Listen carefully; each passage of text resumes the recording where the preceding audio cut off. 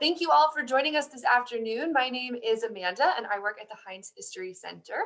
I also have Jocelyn with us today. Jocelyn also works with us at the History Center. She and I are going to be presenting for you today all about a person named Martin Delany and other abolitionists who were working here in Pittsburgh. You will be able to talk with us through the chat. So you may have just seen that Laura, who is also with us, she's running things behind the scenes today. Laura has put a note in the chat. If you would like to access the closed captioning so that you can read along while we're talking, there should be a little CC button at the bottom of your screen there that you can click to turn that on. Because this is a webinar, we cannot see any of you students. We will not be able to hear any of you students. So the only way that you can talk to us is through the chat. And we also have the Q&A open so that you can ask questions in the Q&A. And so we will be keeping an eye on that throughout the presentation. If you have any questions or comments or anything like that, that is how you can talk with us. And so what we're going to be doing in just a second here is I'm going to be sharing my screen and showing you some pictures and some museum objects and things that talk all about the story of Pittsburgh's rich history of abolition, of people working very hard here before the Civil War to end slavery. And so we're going to be talking about a time period that is around sort of the 1830s up until about the start of the Civil War in the 1860s, which is a really, really interesting time in Pittsburgh's history, in Western Pennsylvania's history. So if there's nothing we should address before we get started, I can start my screen share. Anything in the chat or anything that we should? No, it looks good. Okay, I'm going to start my screen share and we will start our presentation. All right, that should look good there. So I've just put up a picture of the Heinz History Center, just because I like to remind people that the museum is there. That's where we normally are located. The History Center has lots and lots of exhibits that talk all about all different kinds of things from the history of Western Pennsylvania. A lot of what we'll be talking about today comes from our From Slavery to Freedom exhibit, which is specifically dedicated to African-American history in Western Pennsylvania. And before we get into this, I wanted to make the point that this program is put together for Black History Month. So every Thursday, we're talking about different topics in African-American history in this area. But at the History Center, we talk about this stuff all year round. The history of Black people in Western Pennsylvania is something we talk about all the time in a lot of our different programs and throughout the museum, not just during the month of February. But we do focus a little more on it during Black History Month, of course. And so that's why we're doing these presentations. And so to get into what we're going to be talking about today, we are going to be talking all about Martin Delany, who's one of the more famous Pittsburgh abolitionists. We're going to learn a little bit about his life and also some of the other people who were here in Western Pennsylvania working towards the abolition of slavery. Now, if you were with us last week, we went over some of these words here, but for anyone who's new, I just want to very quickly go over some of the words that we will be using when we talk about this story. So some of these might be slightly different to words that you've maybe heard before. And the first one that might be a little different is this word enslaved person. Now, people are thinking about what words we use when we are talking about the history of particularly slavery. And we choose to use the word enslaved person, where a lot of people have previously said the word slave. And the reason for that is that this enslaved person sort of phrase includes that word person, which reminds us every time we talk about them that they were people. They had feelings, they had families, they had friends, they had whole lives. They were not something that can be kind of put aside with the word slave. They were enslaved people. And so you'll hear me say that, an enslaved person, when I talk about people who are sometimes called slaves. We also use the word freedom seeker, where a lot of people in the past may have used words like fugitive slave or runaway slave or escaped slave. And the reason for that is sort of similar, right? When we talk about people who escaped from slavery, we don't want to use the word slave to talk about them anymore because they're not an enslaved person once they've left. They made a really, really difficult decision to leave that situation and try to seek their freedom. So when you come to the History Center someday, I hope, and visit that From Slavery to Freedom exhibit, freedom seeker is the word you will see used when we talk about people who escaped from slavery. Abolitionists, of course, are people who work to end slavery. All different kinds of people across the country were abolitionists. We'll talk more about some of those in just a moment here from the Pittsburgh perspective, but anyone who was working to end slavery is called an abolitionist. We might mention a little bit about the Underground Railroad, which is that secret network of people and various sort of hiding places where freedom seekers were helped along their way to freedom. So if you were with us last week, you know all about how Western Pennsylvania played a big role in the Underground Railroad. And one thing that we're going to spend a little bit of time on towards the end of this presentation is the Fugitive Slave Law. And this is a really important moment in American history when we talk about Black history here. It was a law that was passed in 1850 that made it illegal for anyone to help a freedom seeker or to help an enslaved person to try to get to freedom and become a freedom seeker. So it's a really, really important moment in the abolitionist history of this area and really of the country. So those are just some key words and things that we're going to be using as we get into our presentation here. Anything in the chat or Q&A that we should address before we move on? Laura, Jocelyn? In the chat, we have someone saying, talking about the kind of language we're using, and saying that hostage would be more appropriate than enslaved person because they were held against their will. Yes. So just making connections to different words. Yeah, absolutely. Absolutely. There are a lot of different words that people are coming up with to talk about it and get more specific about what was going on. Hostage does help us get to that idea that they were sort of captive. They were captured and put there against their will. Absolutely. And so there's a lot of different ways that that historians and museums and teachers use different words that people use to talk about this stuff. Enslaved person is sort of the one that a lot of different museums use, and that's what we tend to use in the museum. So that's the one that we put here. But yeah, there are lots of options there that get more specific about the conditions of people in slavery. Certainly. And then someone had a really good question in QA. Did some enslaved people want to be enslaved and not free? So I'm assuming they're asking about the difference between a freedom seeker and an enslaved person. Sure. So we had a good question when we talked about the Underground Railroad from students that was kind of along the same lines too, about, you know, why weren't all enslaved people freedom seekers? Why didn't everyone try to get out? And when we talked about that, what we said was people who didn't escape most likely were in a situation where they could not escape. And so I wouldn't like to say that anyone sort of wanted to be in the situation of being enslaved on a plantation at all. But not everyone had an opportunity, or not everyone could take on the risks that were involved in being a freedom seeker. So most people, when they were a freedom seeker, they had to leave on their own.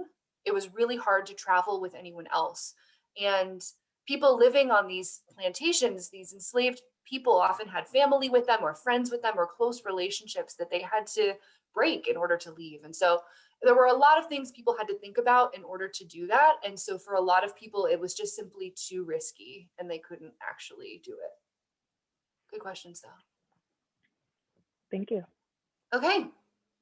We're going to move on a little bit to talk about this one object that I think is a really, really great way to kick off a conversation about abolitionists. And I wonder if we can just take a look at this object. In real life, it's about the size, maybe a little bigger than a quarter, to give you a sense of how big it is in real life. We have one on display in the museum, and we also have one that we can pass around to people when people can visit the museum. So it's an object that we really like. I want you to take a look at it. What do you notice about it? Is there any sort of inscription on it that you can read? And if you can put your answers in the chat, then we can read them out a little bit.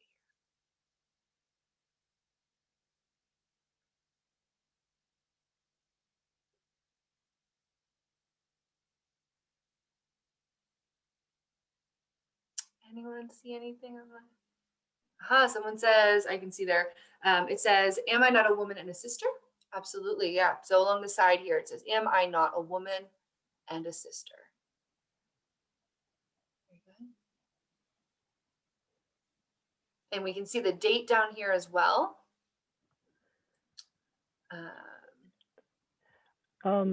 And then to add on to that, am I not a woman and a sister, they're kind of explaining that it's basically pointing to the fact that they shouldn't be treated that way because they were a person too. Absolutely, yes. Very good. And then we also have someone asking, is the date significant? So they see the date at the bottom, 1838. That's just the date that this particular coin was made. So it kind of just puts it in that time period of when the abolitionist movement was sort of growing. But yeah, very good. All right, so you're right in saying that this inscription around the edge here is to really kind of bring home this idea that people who were enslaved were people, right? And so the abolitionists who would have used these coins, they weren't used as money. They were sort of almost like a commemorative coin, like you might have to remember something that happened. They were often sold as like a fundraiser for the abolitionist movement. So they might sell them to other people who were friendly to the abolitionist movement as a way to raise money. And then that person would have a thing that they could use to say, like, I agree with these beliefs. And that idea of it being about the personhood of those enslaved people is important because that's what abolitionists were trying to get across to people who they needed to convince. So they often use those messages of these enslaved people being people to sort of grow their movement. We also have someone commenting on the picture of the woman, so a woman in chains, which is a very common symbol. Yes, yeah, you can see she's got chains on her wrist there. So that's about it. Very good, very good. So I'm gonna go on to our next slide here. This is just to kind of put us into our sort of geographical space here where we are in Pittsburgh. And I'm going to go to the next picture very quickly here so that we can take a look at the bigger picture when we're talking about what's going on in America during the time period that we're going to be discussing. So this map is showing us free states and what we call slave states. And so the states that are colored in white here, these southern states are states that allowed slavery to exist. These gray colored states did not allow slavery to exist. And if you look at where Pittsburgh is, so right around where my cursor is on the screen here, the southwest corner of Pennsylvania, it becomes really obvious how why the abolitionist movement might have been very strong here. We're quite close to this line here, this line between Pennsylvania and these southern states. It's called the Mason-Dixon line. And that line becomes really important during the Civil War, but also becomes really important for freedom seekers to get across into these free states. And there's a lot of abolitionist activity that goes on along that line. So a lot of it in Ohio as well. Southern Ohio had a lot of abolitionists too. A lot of activity around that line to sort of help people if they got across, if they were freedom seekers crossing into the north, sort of help them to get on from there. And also a lot of people living there trying to encourage people in other parts of the country to believe what abolitionists believed, which was that slavery was terrible and wrong and needed to end. And so that gives us a sense of what's going on around there. This is, if you were with us last week, you might have seen this chart as well.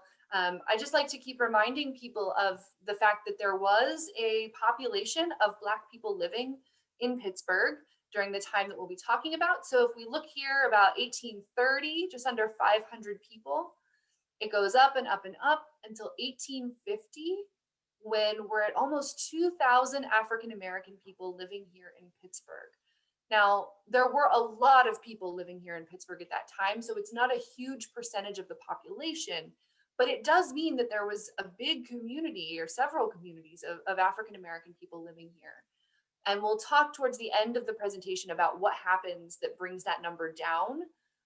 So down almost to about half of what it was in 1850 by 1860. And so from that, we get that there are lots of people living here. Something that I want to mention before we move on to talking about some of these abolitionists is that um, there were a lot of African American people living here who were doing very well for themselves. So some of the people we'll talk about are wealthy Black businessmen living here in the city. But I want to make sure we understand that Pittsburgh was still an American city in the 1800s, and it had the same things that you would expect American cities to have, such as Black people were living here and they were legally free, most of them, but they would have still faced a lot of racism and discrimination here in the city. So what we find is that they often had very strong kind of communities where they had like a church and schools that were just for that community. And that's partly because the white community in Pittsburgh wasn't always welcoming them into things. So it was segregated here by the churches people went to, things people did for fun. Black students were excluded from the schools here in Pittsburgh until 1838 when they made a school specifically for Black children. So it wasn't perfect here at all. I just want to make sure we get that before we get into talking about some of the experiences of those abolitionists, including Martin Delany. So I'm going to hand over at this point to Jocelyn, and she's going to talk to us a little bit about some of these abolitionists who were active here in the city. All right, great. So let's take a closer look at Martin Delany. He is someone who came to Pittsburgh at a very young age. He was born in 1812 to a free woman and enslaved laborer down in Charlestown, Virginia, so below that Mason-Dixie or Mason-Dixie line. Based on his mother's status as a free person, Martin Delany was considered to be born free. And it was Martin Delany's mother that was one of the first people that really shaped his ideas and beliefs. She wanted to educate her children, and she began to teach them how to read using something called the New England Primer. So this was a book that, as Amanda just clicks, it'll pop up on the screen, but it was used to kind of teach early phrases that would eventually be able to, that people would eventually be able to develop into more complex reading. And this was something that was extremely dangerous for her to do because they lived in the South. So in the state of Virginia, because it participated in slavery, they had a lot of anti-literacy laws. And these laws made it illegal to teach enslaved people or free Black people to read, because they believed by educating these people that it would cause them to rise up and oftentimes revolt against their enslavement. So in 1822, she decided to make a move to the free state of Pennsylvania, so a little bit northward. And she settled in the town of Chambersburg, where she was able to try to give her children a better education. It was in Chambersburg that their family was finally reunited when Martin Delany's father was able to purchase his freedom. Martin Delany left Chambersburg in the 1830s for the larger city to the east, Pittsburgh, where he hoped to further his education. So when Delany really arrived in the city of Pittsburgh, there were already a long-established African-American community and population. And these people varied from how much wealth they had to the jobs they were doing. But there was a very strong community, and they had their own churches, like Amanda said, and schools and organizations that were really there to support and uplift each other. The successful businessmen that were part of this community often came forward as leaders of it. They were able to own and operate different businesses that served everyone in Pittsburgh. So from their African-American neighbor to wealthy white businessmen. And it was these successful businessmen that took Martin Delany in and really educated him and brought him into the abolitionist movement. So Amanda, if you can go ahead and click, we are going to talk about one of the first people that Martin Delany really met when he came to Pittsburgh, and that was a businessman named John Valshan, and he was a barber. If we look at this map, you see almost at the point, John Valshan's barbershop is located right there where I'm circling. He also owned one of the city's first fast house. Amanda, if you can click to the next screen so we can see what this man looks like. He is clearly African American man, and he was a very successful barber and owner of bathhouses.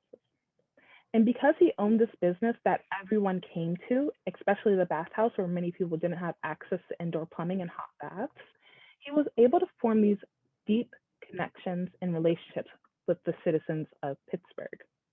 And he used these connections to really help facilitate discussion, especially because in a barbershop, Amanda, if you can click to the next screen, especially because in a barbershop, conversation naturally happens.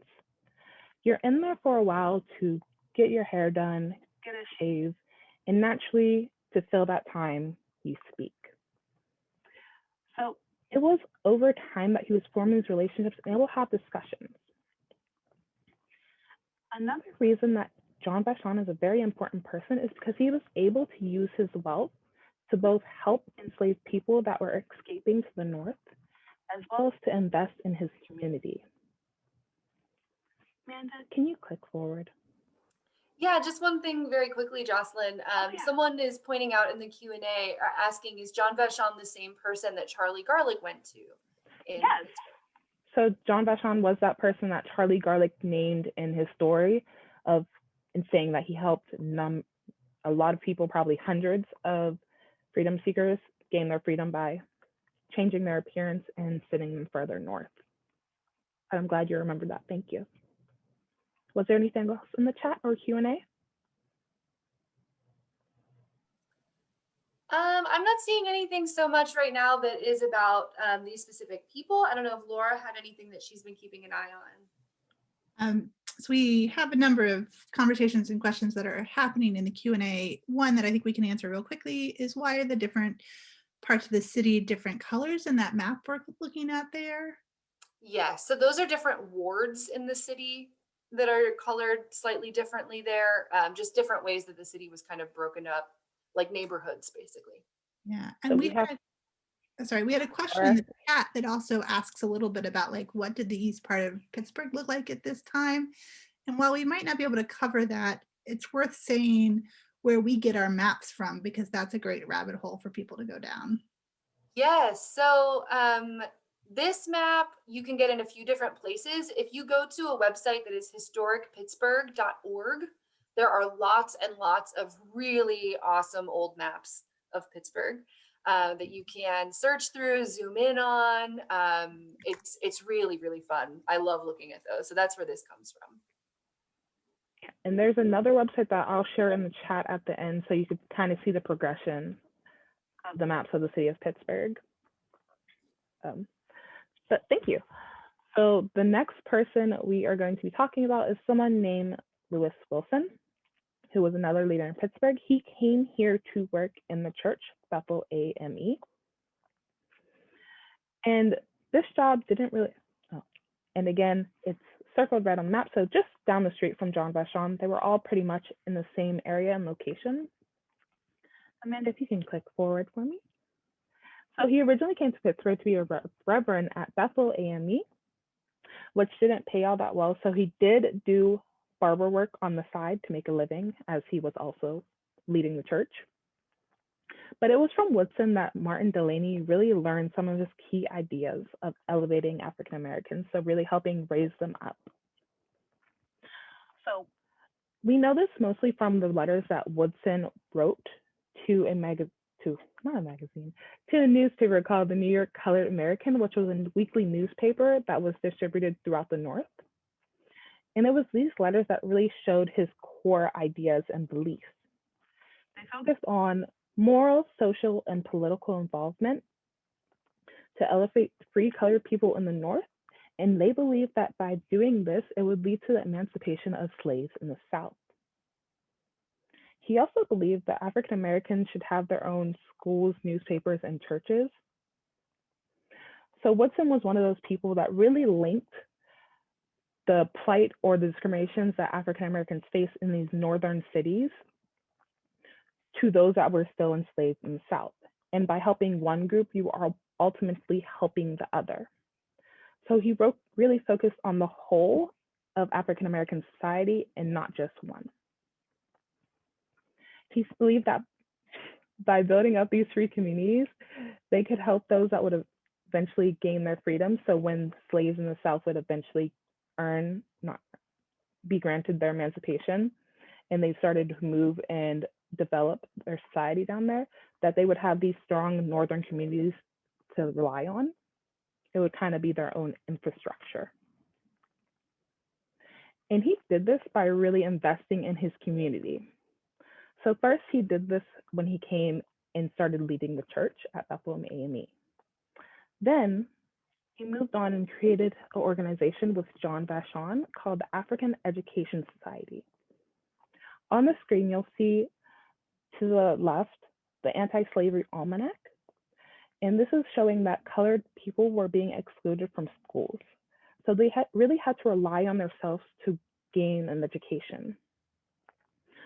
So on the right, you'll see a newspaper article that is showing one of the first meetings that this African Education Society had. And in this newspaper article, it says that the ignorance is the sole cause of the present degradation of and bondage.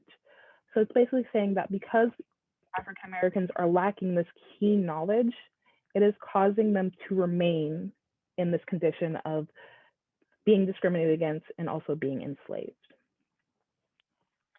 So the purpose of the society was really to help them get out of that situation. So they hope that education would be the path to Black equality in the nation. So this school was created and taught out of Bethel AME Church. And Woodson was one of the first teachers there, and Martin Delany was one of his first students. But African Americans weren't the only ones doing this work. Amanda, if you can click to the next slide. So the abolitionist movement in Pittsburgh specifically had a lot of people involved in it. And it wasn't just the Black community that was doing it. There were a number of white abolitionists in the city that were helping these groups and organizations move forward. And from here, I'll pass it back to Amanda and take any questions that might be in the Q&A or in the chat.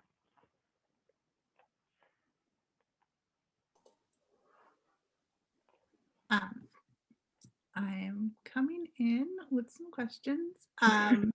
There's a lot going on in there. There is. So friends, I just want to say, if you're sending me anonymous questions and if you're saying you're anonymous, I don't know who you are. So then when you put in the chat, can someone answer my question? I don't know what question you asked. So if you can use your name, that'll help me a little bit. We'll turn that feature off next time.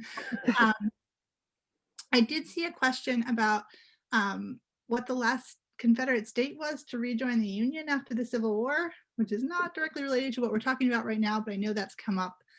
So I wanted to acknowledge it, whether we can answer it right now or not. I am not sure about. Off the top of my head, it is not coming to me. So we'll have someone look that up and we'll say it out loud. And then let's see, there's also, are we going to talk a little bit more about freedom seekers going farther north beyond Pittsburgh? Not in this session. If you want more information about that, I would check out the first session that we have yet to post on YouTube that is revolving and talking about freedom seekers that have moved throughout Pittsburgh on their journey north. Yes, yeah. So those are up on YouTube on the History Center's YouTube channel. And you can learn more about that. But yes, people did definitely go further than Pittsburgh. That was always the goal, was for most people to go further north. Yep. And then I'm going to acknowledge that we are still having a conversation about the use of the term enslaved people. And I think this language use is something that we really do work very hard to understand what the right language is and how it makes us think about the people and their lived experiences. So I know that's in there a couple of times. And people really are thinking hard about those things. And I appreciate that you all are as well. That's great. Let me see if there's anything else we want to hit. One note on that too, the words that we have chosen at the museum are chosen by our curator for the From Slavery to Freedom exhibit, the director of our African American program. His name is Sam Black. And I know that he has kind of studied what a lot of different museums are saying, particularly the National Park Service, who have a lot of historic sites that they manage, like Frederick Douglass's house and things like that. And those are the words that they have also been using as well. So not to say that we have all the answers about what the perfect words are. We're kind of taking into account what lots of other places are doing and trying to find the right ones that work for us. So there are lots of options, but. There's a question about seeing the whole text from the last slide. So the newspaper clipping? This here. Oh, I see. Yeah. Yeah, Jocelyn, where did you find that? I found that there were a lot of sleuthing that I did on newspapers.com. So looking at old historic newspapers, this was from like the early I think it was like 1832. And it was in an old Post Gazette. So it's a little clipped down, but I can definitely find that and try to link that out. So you can see the whole article that the Gazette posted. That would be great. And then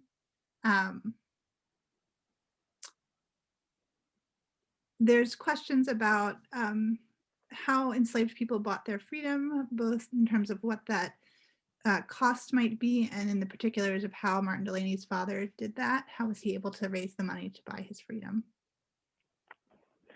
So because one of them was, his mother was free and his father was considered an enslaved laborer, his mother was still making her own money. So I'm assuming she would help him purchase his freedom. And how much it cost depended very much on the person and the circumstances, and varied quite a lot.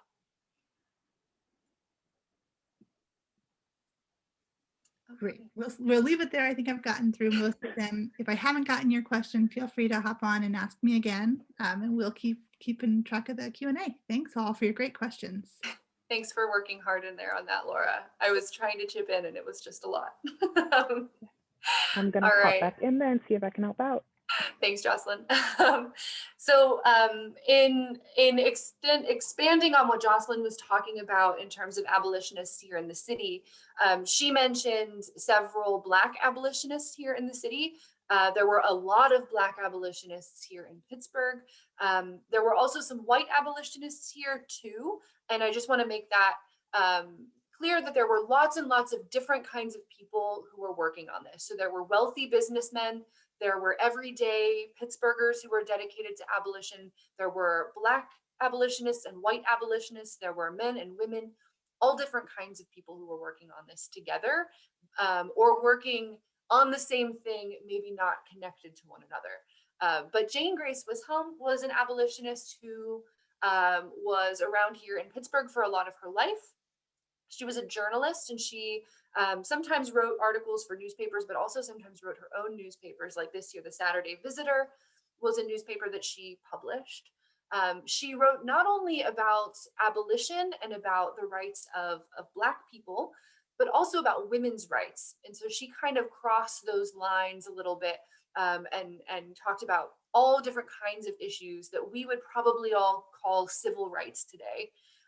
And so she was a really, really important voice of the abolitionist movement, and also the women's rights movement back then. There's also Charles Avery, who was a Pittsburgh abolitionist. Charles Avery, if you attended the last session, you heard a little bit about him. He owned a cotton mill here in the city. And so when people think that Pittsburgh wasn't really affected by slavery, it absolutely was affected by slavery, because there were a lot of people in Pittsburgh making money off of the cotton industry in particular.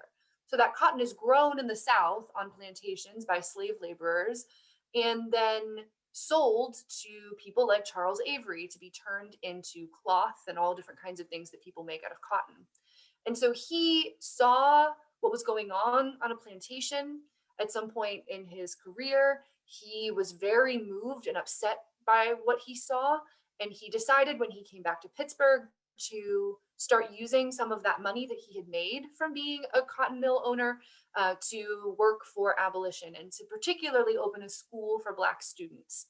And so Charles Avery is not only a person who's working in that education that Jocelyn was talking about, but he also ends up speaking out very strongly against some things like the Fugitive Slave Act of 1850.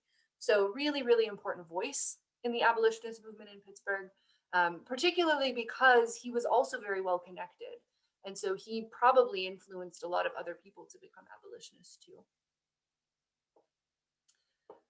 And so you'll notice on the map here, we've put another star there for Martin Delany's house. So Martin Delany is here in Pittsburgh. As Jocelyn said, he came here because there was a good community of people that he could get connected with, and he could go to school here, get more education. So he's living down here by all of these other Black businesses and Black churches.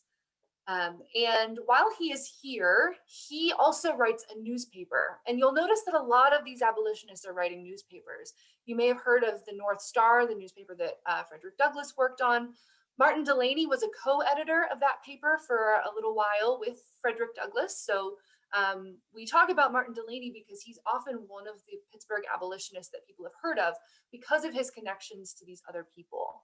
Martin Delany also made his own newspaper here in Pittsburgh that was called The Mystery.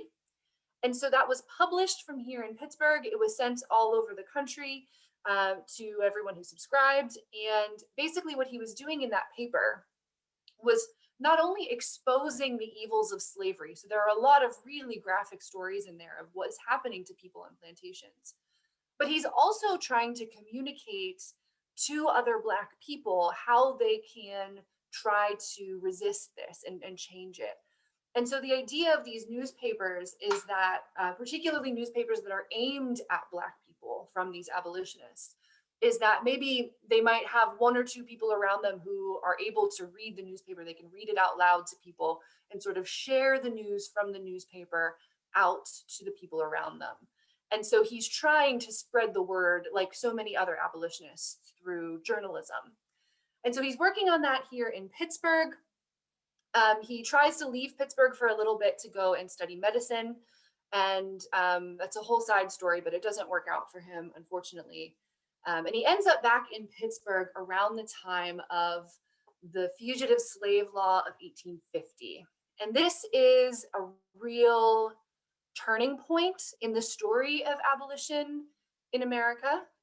So the Fugitive Slave Law is sometimes called the Fugitive Slave Act. You can see in that picture there, it's called the Fugitive Slave Bill. They're all the same thing. Passed by Congress in 1850. So it's important to note that this is a federal law. This is the whole country. This isn't just the South. This isn't particular states. This is everywhere. And it's part of the Compromise of 1850, and it's put in place to sort of appease the South because they were worried that the country was starting to turn away from slavery.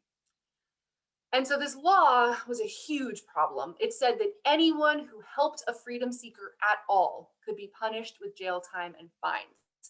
Helping could mean knowing that a person was a freedom seeker and not turning them into the authorities. So everybody had a responsibility to enforce this law, really. If a freedom seeker was caught by one of these marshals, the people going around and trying to find them, they had no right to a trial or to any defense. So if a person was caught by a marshal, whether they were a freedom seeker or had never been enslaved in their life, there was no way for them to defend themselves. They had no legal rights to do that at all. And those marshals who were supposed to catch them made $10, which doesn't sound like much today, but it was a lot back then, for every person that they returned to slavery, but they only got $5 if the person was allowed to go free. And I think that gives you a good indication of what those marshals were maybe trying to do.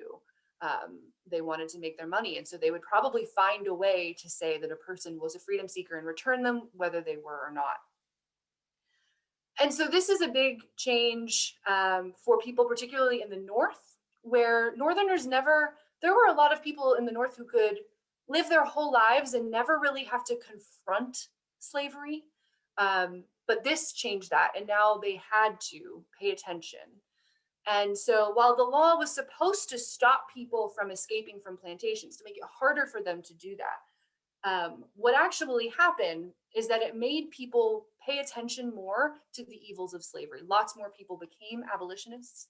A lot of Black people, like Martin Delany, left the United States and went to Canada, at least for a little while when this law first happened, So when we saw that chart of Pittsburgh's Black population, it went way high up at 1850 and it came down to about half in 1860. And that's because a lot of people were just terrified of this law and they left. And you see that across, that's not just Pittsburgh, that happens in lots of different places. So Martin Delany went up to Canada for a little while. If you were in the last session, you remember Charlie Garlick did the same thing. And this fugitive slave law is something that a lot of people say really kind of started the Civil War in a way, in that it made people pay more attention and really energize the abolitionists. So there are really, really strong speeches that we hear from some of these abolitionists here in Pittsburgh. So Charles Avery, who was working as a reverend or minister in a church, says that it would force ministers whose duty it was to proclaim peace in the world and let the captive go free to aid and assist the bloodhounds of slavery. And so he is saying, you know, ministers believe that slavery is wrong and are trying to do the right thing, and this law is making them do the wrong thing. Martin Delany also gives a really, really strong speech here about if you come to the museum, you can hear some of the speech that he gives. He is basically saying that under the operation of this bill, no colored person is safe. And how is he supposed to prove that he is not an enslaved person if a marshal were to come and find him? I won't play the whole audio of his speech, but he gets it's a very fiery speech where at the end he says, if someone comes to my house and is trying to do this, I will have no choice but to take all action I can to stop them.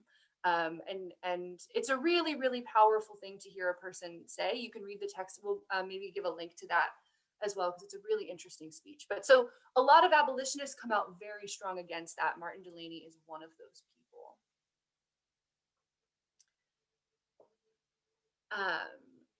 Any quick questions there, or I'll turn it back over to Jocelyn to talk about this last little bit.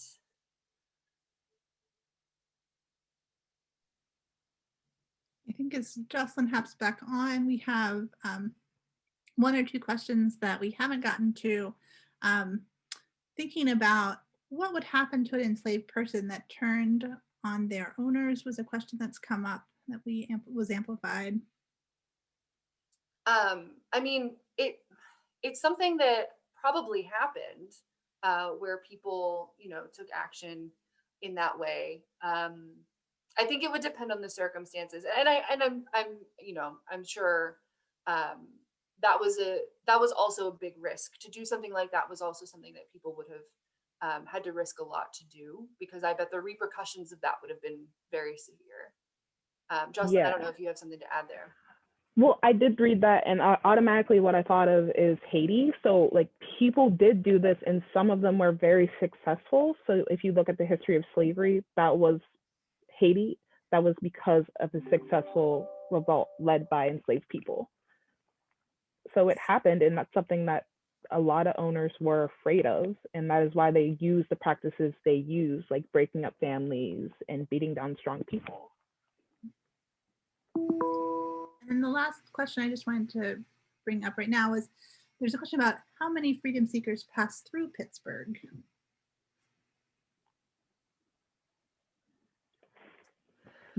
That's a hard question to answer, because a lot of people didn't want to be known as helping those people. In our records, we know of like one person. There was definitely more of them, and we only know of him because he named Pittsburgh specifically. But there are stories in newspapers of enslaved people escaping from hotels in Pittsburgh, and African Americans kind of like kidnapping enslaved people from their owners to grant them freedom. So it was something that happened a lot in Pittsburgh, but I don't have an exact number. I don't know if you do, Amanda. I don't, and honestly, I don't think there's a way to ever know an exact number for the reasons that you said. It's just too hard to document. And then one last question was, does Martin Delany have living relatives in Pittsburgh? He doesn't have them in Pittsburgh. I think it's Ohio, or does he have them in Pittsburgh? I don't think in Pittsburgh. I think you're right. And then it's Ohio. Because later in his life, he did move to Ohio and his family settled there. That's where he finished his life. He also named one of his children after the person who led that revolution in Haiti. If you look up the names of his children, they're very interesting. They're all like Black freedom fighters.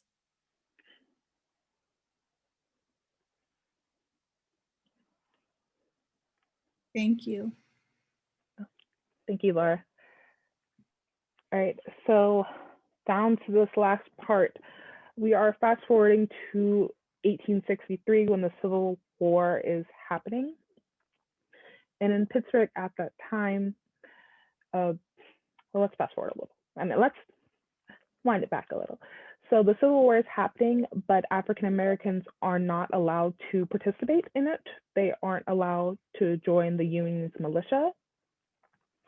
And around the same time in Chambersburg, the Confederate Army, so the army from the South, had came up and invaded the town, so invaded a part of Pennsylvania and attacked it. So the citizens of Pittsburgh came together at Bethel AME Church, led by Lewis Woodson, and said, you know, we need to protect ourselves, we need to protect our city, we need to protect our people. If they aren't going to accept our help in the Union militia, we are going to create our own militia to stand up against these people just in case they make it this far and attack our city. And so the Black people came together and formed their own militia in Pittsburgh in case of emergency, just to protect their city. So this ties back into the idea of Delany. So if we click to the next slide, one of the things that brought Martin Delany back to the United States after he moved to Canada was the Civil War. So when they finally allowed African Americans to fight in the Union Army, Delany stepped forward and said, I'm going to fight for my people.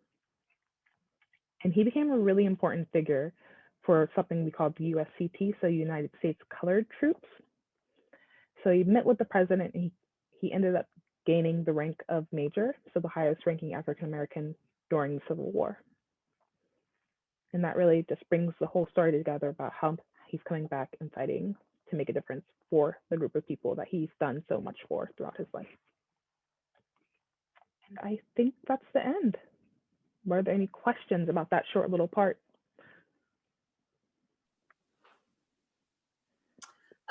I did see some people asking why we chose the word colored in that. You see where it says the captions there.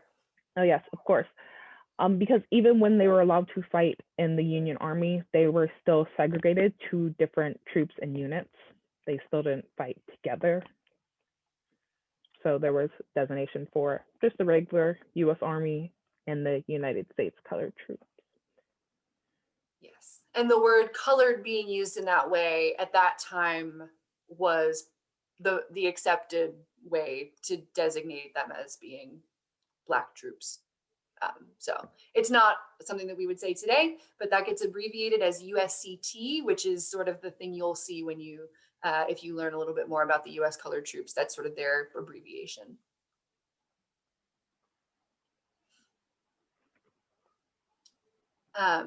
Laura, I know you were much more in the chat and stuff there. Is there anything else that we should address? I think we're getting pretty close to getting all the way through it, although I haven't answered the question of the last Confederate state to rejoin the Union. So if anybody knows the answer to that, throw that in the chat to us and we'll share it out. I was going to actually, because someone says Tennessee, so we'll double check that, but that is a good starting place. Thank you.